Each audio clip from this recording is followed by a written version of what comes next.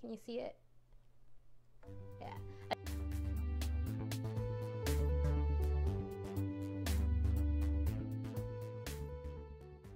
Hello everyone and happy Wednesday. I hope you're all having a glorious week. So today I am deep in the trenches of editing my very first novel, Lullaby of the Lilitu, which will be out in the spring of 2019. So I thought that since I am doing my first read-through, it would be a lot of fun just to read an excerpt to you guys. For this round of editing, I have printed a book from Lulu.com. I'm using this cover from a NaNoWriMo artist. He drew it just for fun. It's not the official cover for the novel. You'll definitely hear about the cover reveal within the next few months. So without wasting more time, here's my first reading of an excerpt from Lullaby of the Lilitu. Noir Lorette tossed a handful of fragrant herbs into her new fireplace and settled back onto the couch, relishing the aromatic warmth. She smiled and listened to the laughter coming from her daughter's room. The group of 8-year-old girls were having a sleepover, and Noir's husband, Marcel, was busy preparing dinner in the kitchen. She leaned back and sighed. The family of 3 had been in this town for a few months, and it was already beginning to feel like home. Their daughter was making friends at school, though she'd never had any trouble with that. Noir and Marcel had both landed jobs at the local pub. She tended bar, he cooked. Once or twice a week, her boss let her take breaks to read cards in the corner for curious customers. She was beginning to love this little Irish town. A warmth spread across her chest and tapered into a tightening in her belly. She gasped and tried to call for her husband, but her voice went no higher than a whisper. In the next moment, her body stiffened and her eyes rolled upwards until only the white orbs beneath were visible. She gripped the couch as her body convulsed. Marcel ran to her side, calling her name. He helped her to lay on her side and stroked her hair until she was calm. He looked up to see his daughter standing behind the couch. Her eyes had the same glazed-over look Noir's would once the episode ended. He checked to be sure his wife's breathing had steadied, then moved to scoop his daughter into his arms. She shivered, covered in sweat and tears, and the bottom half of her pajamas soaked through with urine. The other girls poked their heads out of the little bedroom. "It's okay, girls." He tried to keep his voice calm as he spoke in his best English. His daughter's episodes weren't as violent as Noir's, but it must have been frightening for the visiting children. The little one in his arms was silent, as she always was afterward, and he affected a smile for the girls. "Sometimes they get a little sick, but they're going to be fine. Go on and play, and I'll call you when dinner's ready." He sat on the couch and wiped moisture from his wife's forehead while still cradling the small girl. She stared at the fireplace. "Don't use it, Daddy."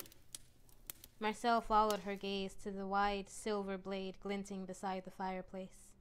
"Do you remember what happened, sweetheart?" The girl shook her head. He squeezed his daughter to him. He hated that she had to go through these episodes, and there was nothing he could do to help her. After a few moments, Noir began to stir. She groaned as she pushed herself up and stared at her husband and daughter. She pulled the trembling girl into her arms, placing kisses all over the tiny, frightened face. For a brief minute, she stared at the fire in silence until Marcel reached for her hand. She looked over at him in surprise. She'd temporarily forgotten he was there. "We can't stay here," she finally said once the haze began to wear off. "Tell the girls we aren't feeling well. Call their parents. We must leave tomorrow." She stood and walked towards the master bedroom.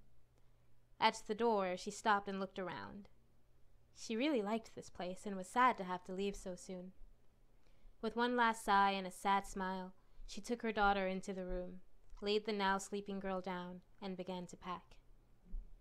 Marcel sat a bit longer and stared into the fire. Noir would tell him what she saw once the house was cleared, but until then, he couldn't help but worry. Their daughter's visions started a year ago. Noir had endured the episodes her whole life, but the experience nearly traumatized their child. The visions always struck mother and daughter at the same time, as though the two picked up messages on the same psychic radio channel. but from what little they could gather, as the girl hated to talk about them, their daughter's vision seemed to be different from Noir's.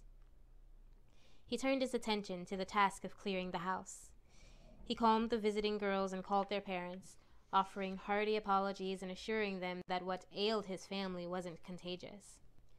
Once the last child was gone, he headed for the kitchen to clean and prepare food for travel. He stopped as a loud knocking came through the door. Was a girl still hiding somewhere in the house? He thought he'd gathered them all in the living room, but maybe he'd let one slip. He wasn't exactly focused at the time. He glanced around the living room once more, and once he was sure there were no hidden children, he peered through the small hole in the door. A tall man, dressed impeccably well, waited outside. He adjusted the old-fashioned brooch at his collar and knocked again. Marcel didn't recognize him, and he reached for the knob. "Don't open the door!" Noir ran up to her husband's side, but it was too late. The door swung back and a large grin spread across the stranger's face. He adjusted the crisped cuffs peeking out from under the blue velvet suit before he bent in a sweeping bow. "Noir, how nice to finally meet you." He spoke in an old French dialect, one that had gone out of common use centuries ago, but Noir understood perfectly. Noir raised a palm to her face and blew white powder in the direction of the door. A yellow light seemed to pass across the doorway, and the stranger took a step back. He chuckled quietly to himself and looked up at her from under his thick black lashes. His eyes flashed like emeralds catching fire as he raised one hand and stepped forward through the doorway. The barrier hissed where it touched his skin, forming little bubbles on the surface of his flesh, but they were gone the instant he broke through. Marcel and Noir looked at each other, eyes wide. He grinned and sauntered towards the living room. "I do not come to harm you," he said, leaning back against the couch. "I come with an offer."